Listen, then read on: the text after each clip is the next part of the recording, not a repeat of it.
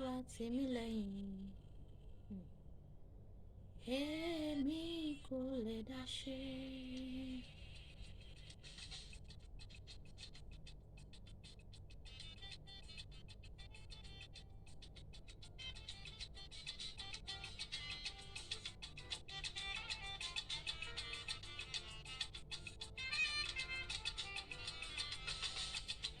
Ràn mí lọ́wọ́ Jésù, mi ò lè dá ṣe.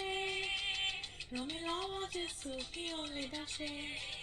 Iṣẹ́ iwájú mi pọ̀, bàbá ràn mí lọ́wọ́. Ràn mí lọ́wọ́ Jésù, mi ò lè dá ṣe. Ràn mí lọ́wọ́ Jésù, mi ò lè dá ṣe. Ràn mí lọ́wọ́ Jésù, mi ò lè dá ṣe. Mo ti tiraka Jésù, Olúwa ràn mí lọ́wọ́. Ràn mí lọ́wọ́ Jésù, mi ò lè dá ṣe. Mi ò lè dá ṣe. Lọ́wọ́ Jésù, mi ò lè dá ṣe. Mi ò lè dá ṣe. Lọ́wọ́ Jésù, mi ò lè dá ṣe. Iṣẹ́ iwájú mi pọ̀, bàbá ràn mí lọ́wọ́. Ràn mí lọ́wọ́ Jésù, mi ò lè dá ṣe. Bá mi ṣe o Jésù, ọjọ́ lọ. Bí mo ti lọ lé àdúrà, bẹ́ẹ̀ ni mò ń fàwẹ̀ fún wọn lẹ́ni tó fẹ́ dáṣọ fún ni o. Ṣebí ìtọrùn rẹ̀ là ń wo ìhà yìí tó gẹ́ o Jésù. Fàánú gbé mi sókè. Ràn mí lọ́wọ́ Jésù, mi ò lè dá ṣe. Ràn mí lọ́wọ́ Jésù, mi ò lè dá ṣe. Iṣẹ́ iwájú mi pọ̀, bàbá ràn mí lọ́wọ́. Ràn mí lọ́wọ́ Jésù, mi ò lè dá ṣe. Ràn mí lọ́wọ́ Jésù, má ṣe dá mi dá. Òbí mi ń náwó lọ, òun fẹ́ jẹun ọmọ. Ayé rẹ̀ tí ògo rẹ̀ láyé mi, ràn mí lọ́wọ́. Ràn mí lọ́wọ́ Jésù, mi ò lè dá ṣe. So ẹ kálẹ́ ẹ̀yin olólùfẹ́ Ọlámídé, ẹ̀dẹ̀kú akú àwẹ̀ yìí, ẹ̀dẹ̀kú inú àwẹ̀ yìí, ó dẹ̀ pé òní kọ́lá àwẹ̀ pé 13 days yẹn ni or 14 days. So àkú àwẹ̀ o, èmi máa ṣe púpọ̀ ewu nǹkan tá à ń tọrọ lọ́wọ́ Ọlọ́run, Ọlọ́run máa ṣe fún wa o, Ọlọ́run máa ṣe fún wa ní ìrọ̀rùn o. So mo sọ fún yín jọ́sí pé topic tí mo fẹ́ sọ, pé mo ṣe máa sọ topic yẹn lẹ́kùnrẹ́rẹ́. Why must we get married? Why must we get married? Sorry, ẹ jọ̀ọ́. Ẹ mọ̀ pé mi ò fi bẹ́ẹ̀ gbé ìbò ọmọ Ìbàdàn lẹ́mí. So mo sọ fún yín jọ́ yẹn pé mo máa treat topic yẹn. So topic yẹn gangan ni mo wá treat lálẹ́ yìí. Topic yẹn ni mo wá treat lálẹ́. Ẹ jọ̀ọ́ kọ́ òun wọlé ní ìjọ. So why must we get married? Okay, àwọn kankan wà ń tán bẹ́ẹ̀ yẹn tó jẹ́ pé okay o, wọ́n ti fún wa lẹ́sàn pé why must we get married? Marry for feel free. Don't marry because of sex. Ọkùnrin ń tẹ́ ẹ lọ́rùn. Don't marry because of sex. Tó jẹ́ pé okay o, ẹ jẹ́ kí n put ẹ báyìí. Don't marry because of sex yẹn ni pé okay o, maybe ọkùnrin yẹn ó ń fún ẹ ṣe dáadáa, ó ń bẹ́ẹ̀ sùn dáadáa, tó jẹ́ pé at the end of the day ó mọ̀ pé o rí dùnú ní relationship yẹn, ṣùgbọ́n nípa sex ó ń fún ẹ ṣe dáadáa, ó ń jiyàn dáadáa bó ṣe yẹ kó ọmọkùnrin ṣe lórí bed, ó ń ṣe fún ẹ bẹ́ẹ̀.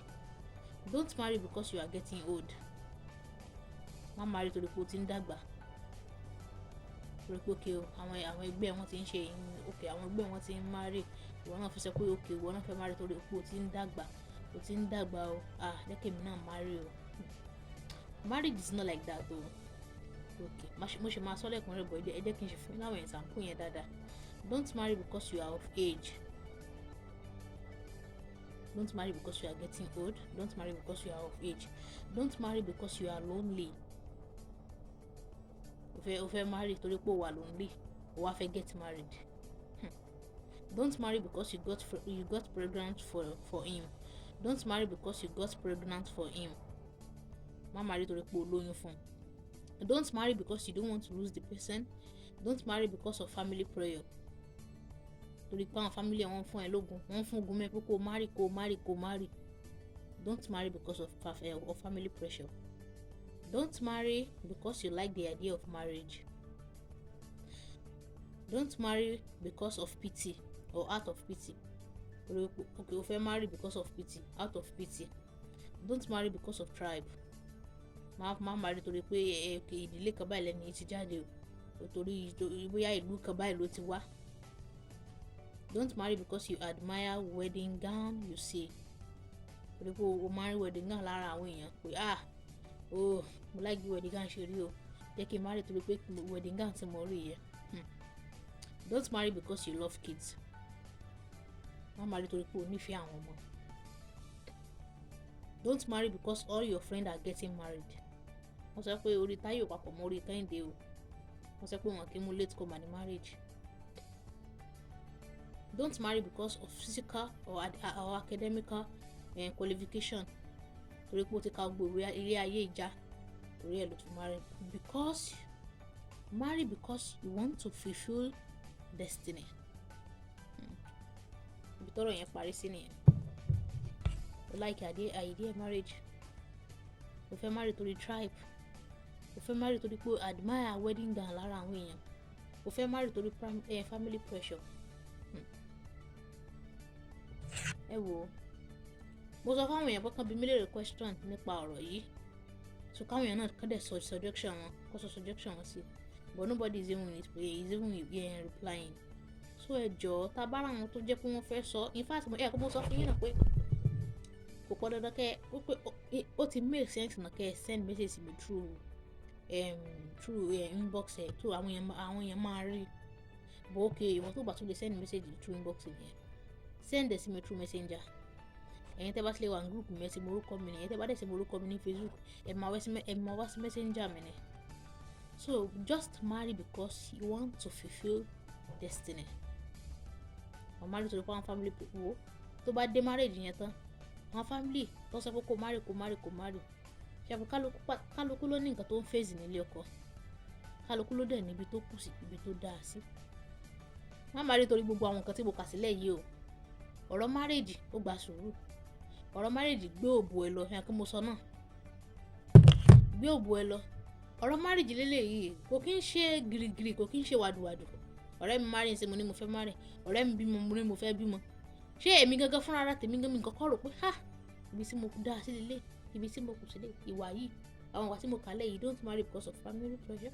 Don't marry because of you love kids. Don't marry because all those things tí mo kà sílẹ̀ yẹn. Mo fẹ́ o marry àwọn ìwà tó jẹ́ pé ó yẹ kóbìnrin ní kó tó di pé wọlé ọkọ ò ní.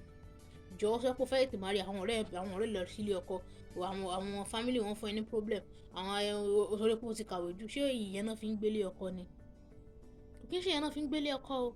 Bí mo ṣe wà ní sí mi lè fẹ́ marry sí kí má sọ pé okay mo fẹ́ marry sí yìí o. Àwọn tó ti wà nínú marriage yẹn gangan máa tọ̀ wọ́n lọ. Àwọn tí mo mọ̀ pé wọ́n wà nínú marriage tó jẹ́ pé mo mọ̀ pé kí n tiẹ̀ tó tọ̀ wọ́n lọ gan. Màá kọ́ lọ bèrè ọ̀rọ̀ wọn bí kan ní pé ẹ̀jọ̀ ẹni tí mo fẹ́ lọ báyìí báwo marriage wọn báwo ni kíní. Kí n tó lọ torí ẹlòmíì yẹn lè lọ bá kó máa fún yàn advice tó yẹ kó fún yàn kẹ́yìn máa pé ẹni mọ̀ pé advice tó máa ti fún yàn máa yàn mọ̀ pé advice ẹni fún gbòó tí ó bá àti pé ó dáa àti pé kò dáa tán ti lè fún yàn lọ́rọ̀ yẹn ọ̀rọ̀ yẹn náà lè yàn máa gbé títí ẹ̀ fún máa wọlé ọkọ. Wọ́n ti fún ẹ lọ́rọ̀ yẹn ni màá ti ọkọ fi lọ lu àwọn yẹn pé ẹni tí mo fẹ́ lọ báyìí o ẹ̀jọ̀ báwo lẹ́ni yẹn báyẹn ó ṣe mí kò ní jẹ́ pé nìkan ni màá ṣe lọ bá èèyàn méjì èèyàn mẹ́ta tó máa ti lè sọ̀rọ̀ ẹni yẹn pé ọ̀rọ̀ bẹ́ẹ̀ ni yìí má lè jẹ́ wo tó bá lọ bá ó máa fẹ́ lá advice gidi òun ni mo máa lọ bá. So ọ̀rọ̀ marriage ò kì í ṣe pé just chicken and chips, kò kì í ṣe pé okay o mo kàn fẹ́ lọ sínú marriage mo fẹ́ lọ ṣeré. Àwọn nǹkan kan wà tó jẹ́ pé ó yẹ kéèyàn mọ̀ nínú marriage. Ìyá kó mo sọ ọ́nà yẹn pé àwọn ìyá wa ní ká lọ bí wọ́n léèrè àwọn tó ti lo 20 years 15 years wọ́n ti lo 70 years nínú marriage ká lọ bí wọ́n. Ó ní nǹkan tó ju wọ́n rí. Ẹlòmíì máa sọ pé òun fẹ́ wẹ̀ torí pé àwọn ọ̀rẹ́ òun náà ti ń ṣe. Ó fẹ́ wẹ̀ torí pé ó love ọmọ. Ta ni ó love ọmọ kọ́ ló ń ṣàánú? Kò sẹ́ni tí ó love ọmọ. Ṣùgbọ́n ọ̀rọ̀ marriage ó gba sùúrù. Mo sọ lánàá mẹ́rin pé wọ́n sọ pé ìgbésẹ̀ tọmọ bá gbé ìgbésẹ̀ tí ìyá bá gbé òun náà ló máa fẹ́ gbé. Ìyá kí mo sọ lánàá yẹn pé àwọn ìyá mi àlè máa dúró sí ẹnu ọ̀nà báyìí àbí àlè máa wà nínú ilé wọn máa ní kó mọ bá wọn ṣọ́ ẹnu and that is it. Òdodo ọ̀rọ̀ ni orú nǹkan báyìí wà káàkiri àwọn family fún employer yìí ẹ sọ fún ẹ pé òun tètè marry lòun fi ètè bí ẹ torí ẹ ìwọ náà wò pé kó jẹ́ kí sáré marry jàbó kọ́kọ́ bá tẹ̀sí iwájú mi sì jò jẹ́ kí n gbà fún jàre ṣèbí kí n ti marry ni kí n lè ti bímọ. Ìwọ tó bá ronú nǹkan báyìí pé kìbí kó o ti marry ni tó bá débẹ̀ tán kò ṣe tó wo family kankan ò ní wọ́n máa ní kókó rán ilé ẹ̀ nítorí àwọn náà níyà táwọn náà jẹ kó tó di pé àwọn padà ṣe àṣeyọrí nínú marriage àwọn. o fẹ́ marry torí gbogbo nǹkan tí mo kà sílẹ̀ yìí àwọn ọpọlọ tó yẹ kó o ní àwọn ọgbọ́n tó yẹ kó o ní kó tó di pé o marry o ò ní wọn jọ̀ọ́ àwọn nǹkan tó jẹ́ pé ó yẹ kó o ní yẹn tó jẹ́ pé ò ní wọn yẹn ó sì máa padà lé ẹ kó lè ọkọ at the end of the day. àwọn ìwà tó yẹ kéèyàn ní sùúrù bàbá ìwà ìtẹríba fún ọkọ ẹ ní gbogbo ọ̀nà ṣàpọ́nlé ọkọ ẹ gbogbo wà yìí ò ní àwọn tí mo kà sílẹ̀ yẹn gbogbo ẹ̀ o fẹ́ marry torí àwọn family friend problem o fẹ́ marry torí pé o like ọmọ o fẹ́ marry torí sex.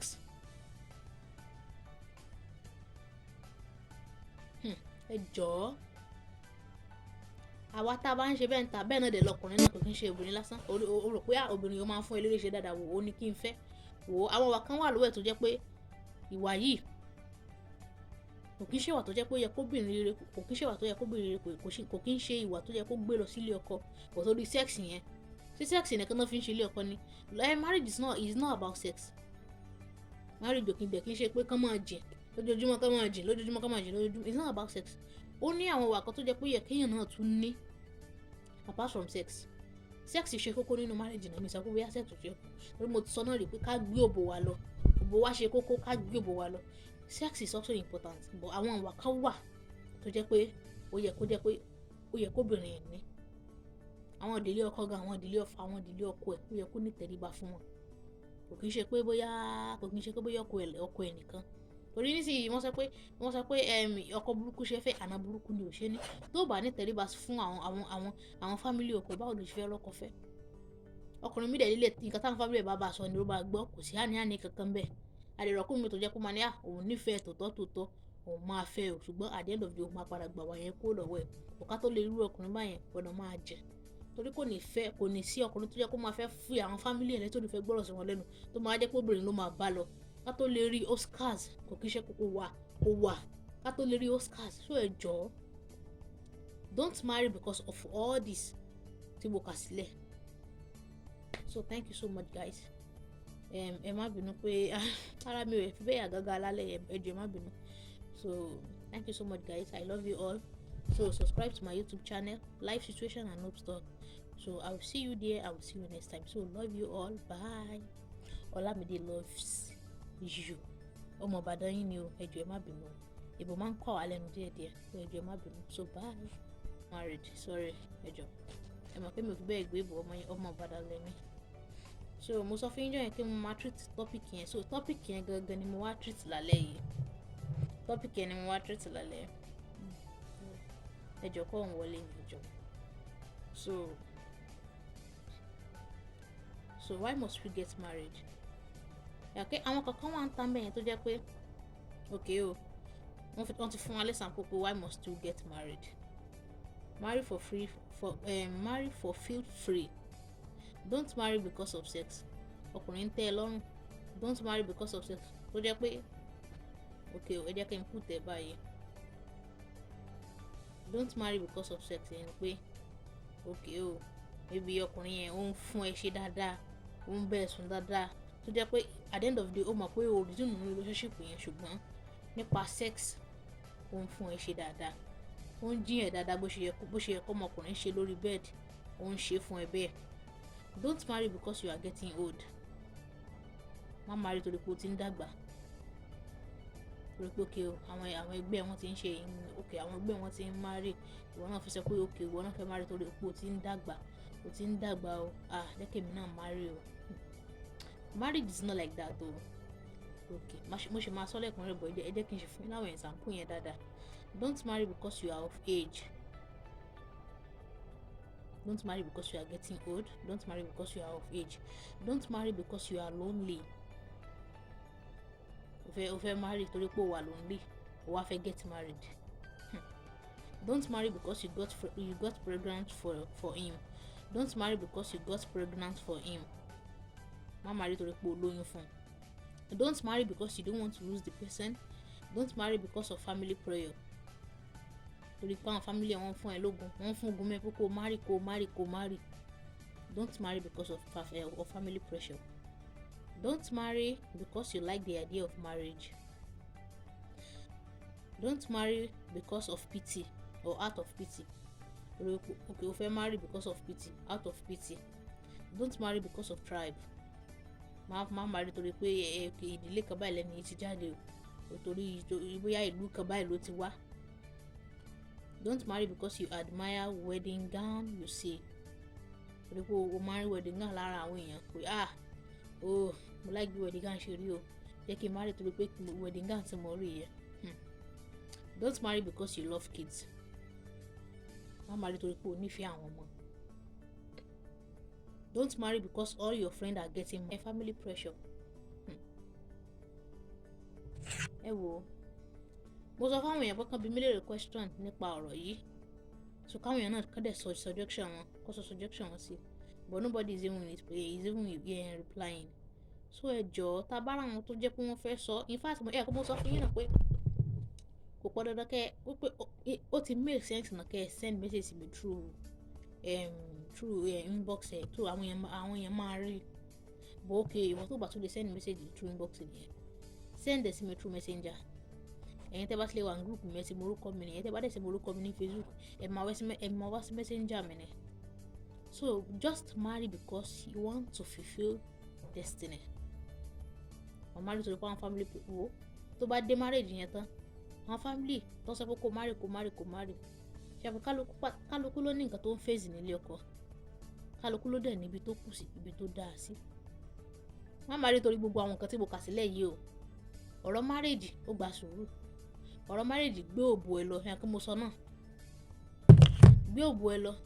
Ọ̀rọ̀ marriage lélẹ́yìí kò kí ń ṣe gírígírí, kò kí ń ṣe wàdùwàdù. Ọ̀rẹ́ mi marry ṣe mo ní mo fẹ́ marry. Ọ̀rẹ́ mi bímọ mo ní mo fẹ́ bímọ. Ṣé èmi gangan fúnra ara tèmi gangan kọ́kọ́ rò pé ibi tí mo dá sí lélẹ̀, ibi tí mo kù sílẹ̀, ìwà yìí, àwọn ìwà tí mo kà lẹ́yìn. Don't marry because of family pressure. Don't marry because of you love kids. Don't marry because all those things tí mo kà sílẹ̀ yẹn. O fẹ́ o marry. Àwọn ìwà tó jẹ́ pé ó yẹ kóbìnrin ní kó tó di pé wọlé ọkọ ò ní. Jọ̀ọ́ sọ pé o fẹ́ tètè marry àwọn ọ̀rẹ́ lọ sílé ọkọ, àwọn family wọn fún ẹ ní problem, àwọn òṣèré pé o ti kàwé jù, ṣé ìyẹn náà fi ń gbélé ọkọ ni? Kì í ṣe ìyẹn náà fi ń gbélé ọkọ o. Bí mo ṣe wà ní sí mi lè fẹ́ marry sí kí má sọ pé okay mo fẹ́ marry sí yìí o. Àwọn tó ti wà nínú marriage yẹn gangan máa tọ̀ wọ́n lọ. Àwọn tí mo mọ̀ pé wọ́n wà nínú marriage tó jẹ́ pé mo mọ̀ pé kí n tiẹ̀ tó tọ̀ wọ́n lọ gan-an gan. Màá kọ́ lọ bèrè ọ̀rọ̀ wọn bí kan pé ẹjọ́ ẹni tí mo fẹ́ lọ báyìí báwo marriage wọn báwo ni kí n tó lọ torí ẹlòmíì yẹn lè lọ bá kó máa fún yàn advice tó yẹ kó fún yàn kẹ́yìn wà pé ẹni mọ̀ pé advice tó máa ti fún yàn máa yín mọ̀ pé advice ẹni fún gbòó tí o bá àti pé ó dáa àti pé kò dáa tó ti lè fún yàn lọ́rọ̀ yẹn ọ̀rọ̀ ẹ náà lè yàn máa gbé títí ẹ̀ fún máa wọlé ọkọ. Wọ́n ti fún ẹ lọ́rọ̀ yẹn ni màá ti ọkọ fi lọ lu àwọn yẹn pé ẹni tí mo fẹ́ lọ báyìí o ẹjọ́ báwo lẹ́ni yẹn báyẹn ó ṣe mí kò ní jẹ́ pé nìkan ni màá ṣe lọ bá ìyẹ̀wò tó bá lọ bá ó máa fẹ́ advice gidi òun ni mo máa lọ bá.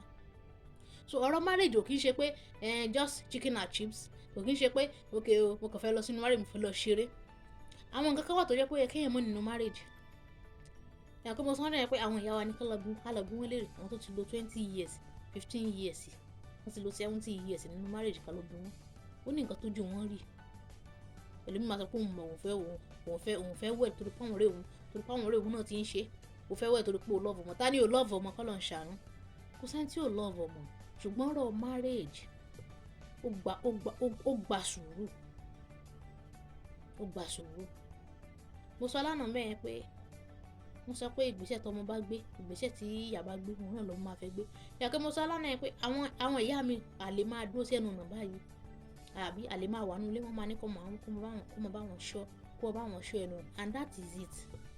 Òdodo ọ̀rọ̀ ni òun nǹkan báyìí wà káàkiri àwọn family fún employer yìí ẹ sọ fún ẹ pé òun tètè marry lòun fi ètè bí ẹ torí ẹ ìwọ náà wò pé kó jẹ́ kí sáré marry dàbó kọ́kọ́ bá tẹ̀sí iwájú mi sì jò ó jẹ́ kí n gbà fún jàre ṣèbí kí n ti marry ni kí n lè ti bímọ. Ìwọ tó bá ronú nǹkan báyìí pé kìbí kó o ti marry ni tó bá dé bẹ́ẹ̀ kò ṣe tó wo family kankan ò ní wọ́n máa ní kókó ran ilé ẹ nítorí àwọn náà níyà táwọn náà jẹ kó tó di pé àwọn padà ṣe àṣeyọrí nínú marriage àwọn. O fẹ́ marry torí gbogbo nǹkan tí mo kà sílẹ̀ yìí, àwọn ọpọlọ tó yẹ kó o ní, àwọn ọgbọ́n tó yẹ kó o ní kó tó di pé o marry, o ò ní wọn. Jọ̀ọ́ àwọn nǹkan tó jẹ́ pé ó yẹ kó o ní yẹn, tó jẹ́ pé ò ní wọn yẹn, ó sì máa padà lé ẹ kúrò nílé ọkọ at the end of the day. Àwọn ìwà tó yẹ kéèyàn ní: sùúrù, bàbá ìwà, ìtẹríba fún ọkọ ẹ ní gbogbo ọ̀nà, ṣàpọ́nlé ọkọ ẹ. Gbogbo wà yìí o ò ní. Àwọn nǹkan tí mo kà sílẹ̀ yẹn gbogbo ẹ̀, o fẹ́ marry torí àwọn family fẹ́ problem, o fẹ́ marry torí pé o like ọmọ, o fẹ́ marry torí sex.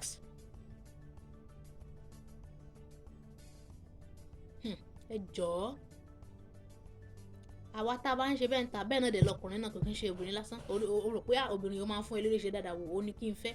Wò ó, àwọn ìwà kan wà lọ́wọ́ ẹ̀ tó jẹ́ pé ìwà yìí kò kí ń ṣe ìwà tó jẹ́ pé ó yẹ kóbìnrin rere, kò kí ń ṣe ìwà tó yẹ kóbìnrin rere, kò kí ń ṣe ìwà tó yẹ kó gbé lọ sílé ọkọ. Kò tó di sex yẹn, sí sex nìkan náà fi ń ṣe ilé ọkọ ni. Marriage is not about sex.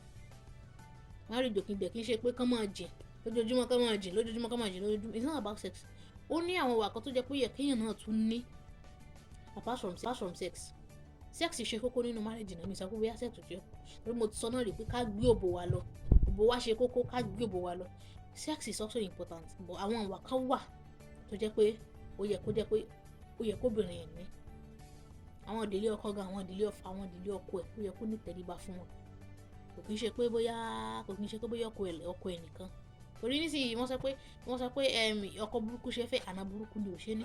Tó bá ní tẹríba fún àwọn family ọkọ, báwo ló ṣe fẹ́ rọ́kọ fẹ́? Ọkùnrin mi dẹ̀ lílẹ̀, nǹkan táwọn family ẹ̀ bá sọ ni ó bá gbọ́, kò sí àní kankan bẹ́ẹ̀. Àdèrọ̀kùnrin mi tó jẹ́ kó máa ní òun nífẹ̀ẹ́ tòótọ́ òun máa fẹ́ o, ṣùgbọ́n at the end of the day òun máa padà gbà wá yẹn kúrò lọ́wọ́ ẹ̀. Ọ̀ká tó lè rú ọkùnrin báyẹn gbọ́dọ̀ máa jẹ. Torí kò ní sí ọkùnrin tó jẹ́ kó máa fẹ́ fi àwọn family ẹ̀ lẹ́tọ́ ní fẹ́ gbọ́rọ̀ sí wọn lẹ́nu, tó máa jẹ́ pé obìnrin ló máa bá lọ. Ká tó lè rí Oscars, kò kí ń ṣe kó wà. Ká tó lè rí Oscars, so ẹ jọ̀ọ́, don't marry because of all this tí mo kà sílẹ̀. So thank you so much guys. Ẹ má bínú pé ara mi ò fi bẹ́ẹ̀ àgágá alálẹ̀ ẹ jọ̀ọ́, ẹ má bínú. So thank you so much guys, I love you all. So subscribe to my YouTube channel, Life Situation and Hope Talk. So I will see you there.